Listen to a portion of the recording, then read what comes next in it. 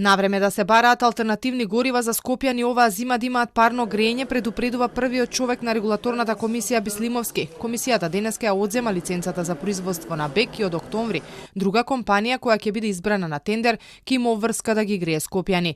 Од регулаторна сметаа дека најдобро ќе биде државата да ја преземе работата, откако од градот Скопје се изјаснија дека немаат капацитет за тоа, но алармираат и на време да се најде алтернатива за гасот ако евентуално дојде до компликации во испораката, бидејќи земјава е 100% зависна од увозот на овој енергенс.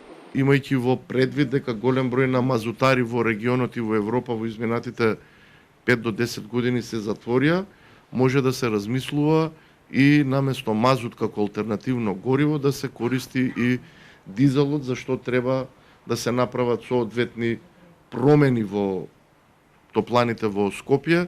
Граѓаните ја чекаат и новата цена на струјата која треба да почне да важи од 1 јули.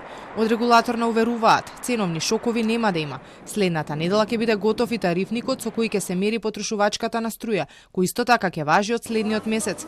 Бислимовски потврди дека ќе има измени во границите на блоковите.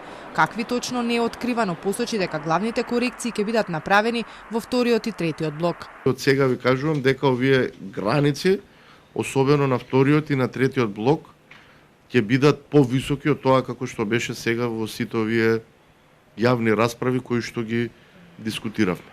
Речиси сите енергетски компании побарале зголемување на цената на услугата која ја вршат, но се чека во петок ЕСМ да ја достави новата цена по која ќе ја продава својата струја на универзалниот снабдувач. Од оваа цена најмногу ќе зависи какви сметки за електрична енергија ќе добиваат граѓаните во следните 6 месеци. Новата цена на парното пак ќе важи од август.